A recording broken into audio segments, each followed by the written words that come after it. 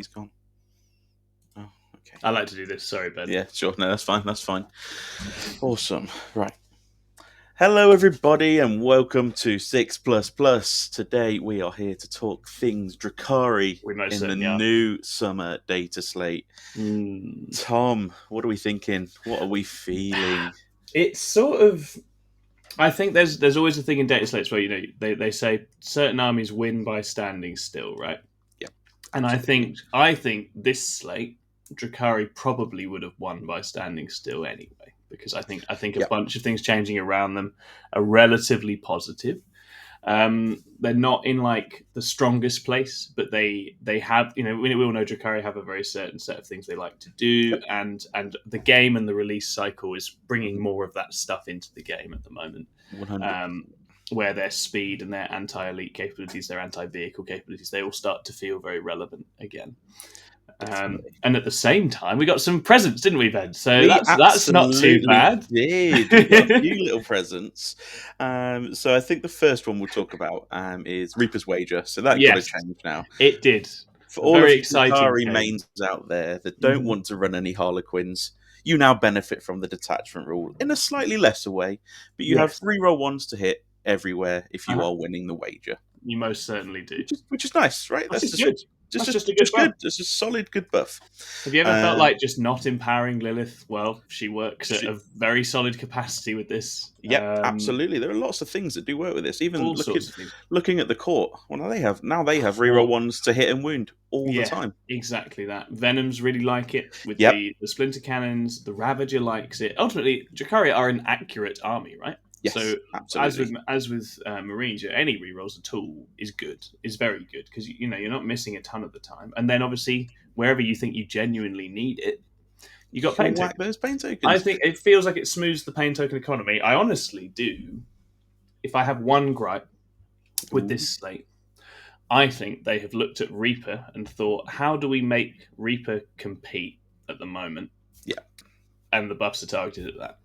And I don't. Obviously, this literally doesn't help Sky Splinter or Real Space Raiders. So if I've got any constructive criticisms, would it have been so bad to pop the reroll ones in those? I don't know. Who knows? Potentially, yeah. I like the point. But it's for Reaper's Wager, which is obviously currently the strongest and most popular form of Drukhari. It's amazing. That's great. It's very nice. Very nice little buff. Yeah. Other than that, we got a few points drops. So both Raiders, Venoms, and Mandrakes all went down 5 points. Yep. Which again, things that are appearing in every list. That's nice. Yes. Mandrakes never should have gone up, so I'm glad they went down. Yeah, exactly. But I think that the overall one of the other changes, which I think is interesting, is a Ravager down to 100 points. Yeah. So in the good old days when the book came out, or the index came out, the Ravager I think was 90, something in that region. Yeah. And I was working at Goonhammer at the time, and I remember saying, I think we have to flag this up as too cheap. But what I had not done was looked at what was going on in some of those other indexes. And I wish I hadn't flagged it up because the Ravager has been too expensive for a long time. I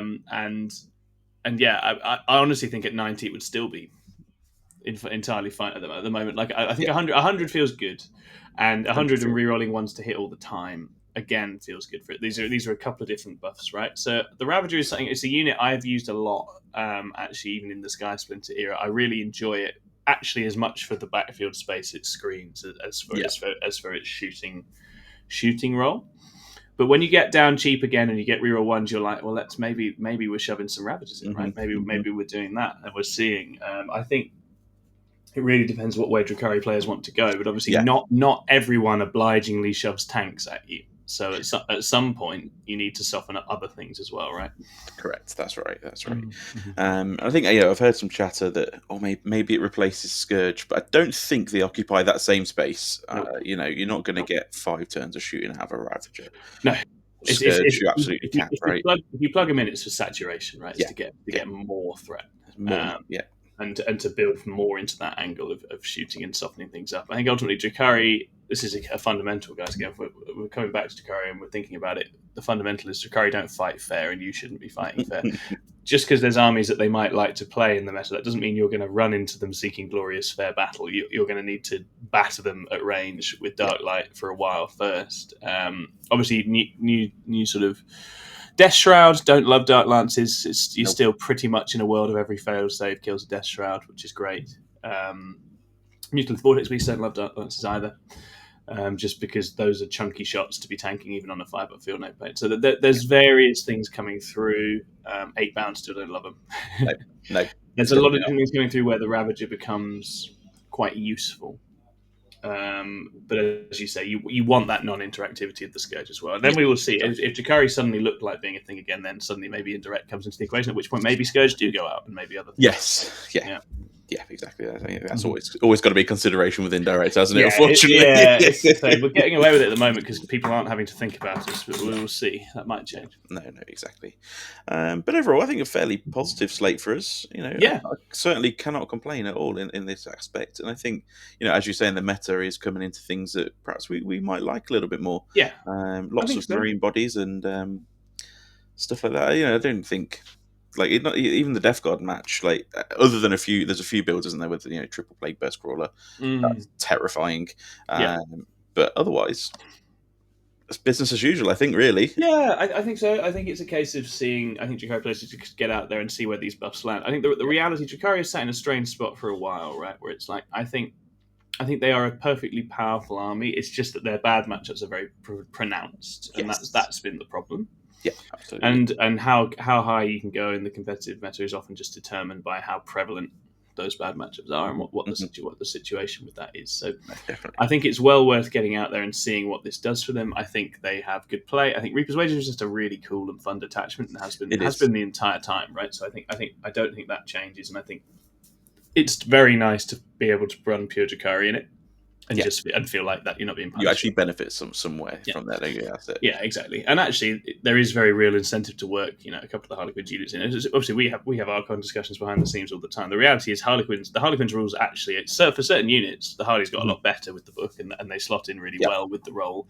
More than they did from the Index Harlequins now. Yes, no, absolutely. I always think they work better in Reapers than they do. I totally agree. In Ghosts, I actually think they get more benefits from being here than they do in their own detachment. I feel like you have more angles of attack in Drukhari. Yes. At the moment, if you're thinking about, and that's actually a matchup we didn't even talk about, is Drukhari and Eldar. Normally, historically, Eldar kick Drukhari in, right? Yeah. But I don't think that's necessarily the case right now. I mean, so anecdotally, I've played a couple of times with the new Eldar book, and actually, they felt really comfortable. Highly comfortable. I mean, depending on your build, you're chucking your grotesques in there, stuff like that, and I don't think they like them. No, exactly. And Drukhari sort of out asset width them. They outrange them. They've not got the speed. Eldar always have the speed edge. Yes, absolutely. But at the moment, Eldar don't have a ton of long range shooting worth crying about, and that was always historically the biggest issue. I think. So that's interesting, right? It's a whole spread of armies that we're talking about that have been very much at the top of the game. Absolutely. And it's going to be interesting to see. And I think realistically, Drukhari lists are gaining a unit in their list, which is awesome. Definitely. Right? And again, you had a lot of units. Realistically, points are... One more is always good. You are still cheap. You are cheap and cheerful. You've gained a slight rules buff. And the reality for Drukhari is, there's a powerful set of rules here. And there always has been. I think the main issue is that it's a small playing community and it's been a bit sort of worn down by 2 years of playing uphill a lot of the time. Yeah, exactly. But that is not to say there's not some really good stuff to be done here. Definitely. Awesome. I mean, I think that about covers it for today, Tom. Yeah, fantastic. Well, I mean, I suppose we should announce that you've got some other plans for the Drukhari sphere on 6 Plus Plus. Is that right? Ooh, I do. I have a bank of ideas, Tom. Excellent. I won't reveal them just yet. Okay. We should talk in behind the scenes about these things. Suffice to say, guys, there is more to come. Watch this space. We have a bunch of Drukhari Archons now because I keep recruiting them and then they keep telling me I'm not an Archon. To repay me for my kindness, they slag me off. We'll get on a show and get all those guys talking, and we'll be discussing all sorts of things around this faction. I think going forward, which should be lots of fun. Absolutely, awesome. Well, thank you very much for tuning in, guys, and we'll see you all next time. Bye. Bye.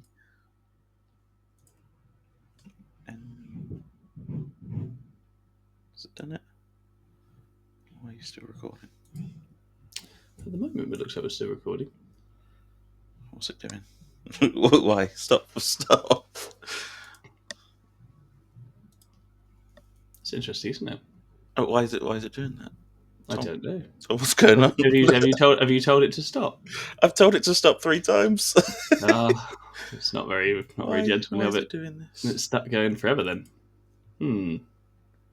Well.